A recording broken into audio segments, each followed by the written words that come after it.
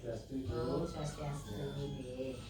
Tujuan saya menghadap Ibu tidak lain dari karena saya menemukan beberapa masalah yang ada di sekolah kita, khususnya tentang peserta didik kita dan masalah yang lain yang ada di sekolah kita. Yang pertama saya ingin menanyakan Bu, menurut Ibu pada saat saya mengajar, kira-kira apa sih penyebab peserta didik yang tidak memiliki keberanian dan keterampilan pada saat melempar dan menangkap bola? Biasanya kan dalam permainan bola basket saya mengajar di halaman, Ibu melihat saya mengajar itu kan anak-anak kan ada yang takut terhadap bola. Bagaimana menangkap bola? Ketakutan jadi menangkap bola dalam permainan melempar bola itu. Kemungkinan satu dari jawaban yang bisa yang ambil. Jadi kenapa anak itu takut saat menangkap bola, saat menerima gurunya melempar bola? Karena satu, kurangnya pemahaman peserta didik terhadap materi yang sudah dijelaskan oleh guru. Kedua, bahasa pengantar pembelajaran disampaikan guru sulit dipahami oleh peserta didik. Dan yang ketiga, guru belum melakukan analitik terkait kemampuan belajar siswa, kesiapannya belajar siswa, dan proses belajar siswa. Itu saja mungkin bisa yang sampaikan untuk pertanyaan dari Pak Guru olahraganya. Ya. Baik Ibu, untuk seorang tua yang perlu saya tanyakan ini, penyebab peserta didik memiliki minat belajar yang masih kategori rendah. Nah, ini yang apa penyebabnya itu? Yang apa penyebabnya? Ya. Ibu seperti apa? Nah, anak didik yang kurangnya minat belajar dalam pembelajaran itu sangat rendah.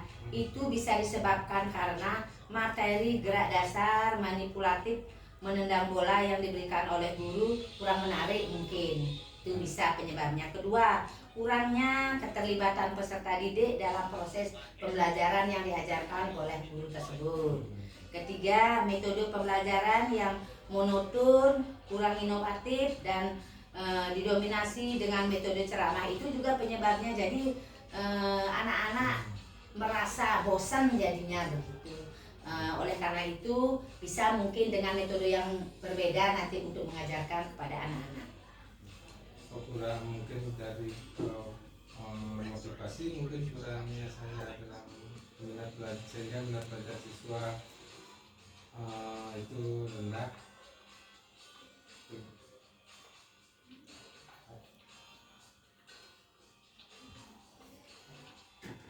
Dah. Ya. Nah berarti ada lagi Bu yang ini, ada lagi. Nah, selain metode itu, jadi keterlibatan peserta didik harus dalam proses pembelajaran itu benar-benar sangat diperhatikan. Jadi supaya tidak terlalu rendah minat belajarnya terhadap pelajaran yang kita berikan. Nah, itu saja sudah cukup.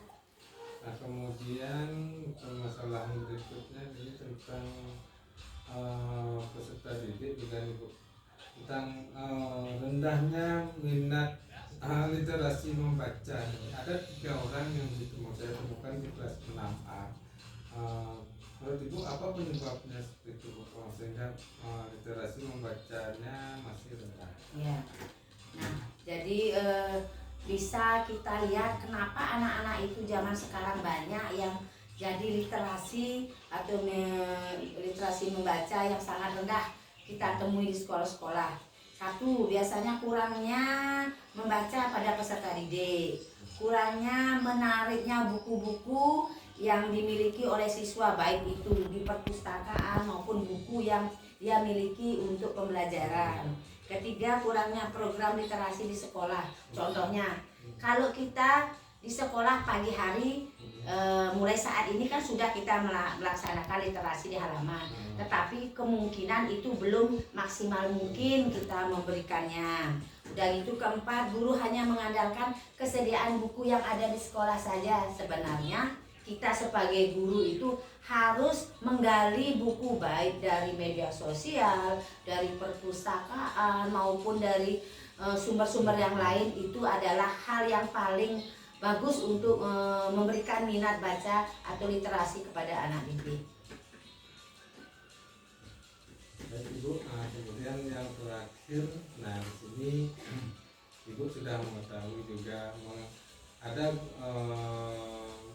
guru ya, mengapa guru belum maksimal dalam memanfaatkan teknologi atau TIK dalam melakukan pembelajaran di kelas. Kira-kira menurut Ibu seperti apa? Pada zaman sekarang ini, zaman yang sudah maju dengan menggunakan sistem teknologi, tetapi masih banyak juga yang namanya kendala guru yang tidak mengenal TIK. Itu karena satu kemungkinan ini kurangnya kreatif dari guru tersebut. Kedua, mungkin juga unsur umur juga bisa. Contohnya di usia 50 tahun seperti Ibu ya, sebagai kepala sekolah ini tidak begitu paham dengan TIK, masih gaptek istilahnya dengan TIK. Tetapi kalau dengan secara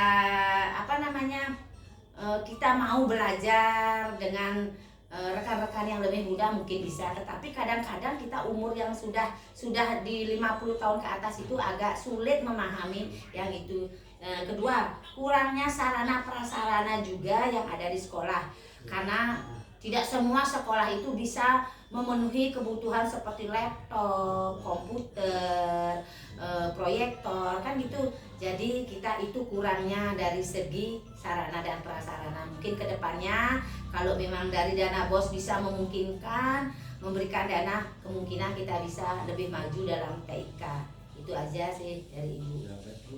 Nah itu saja yang saya temukan masalah di sekolah kita.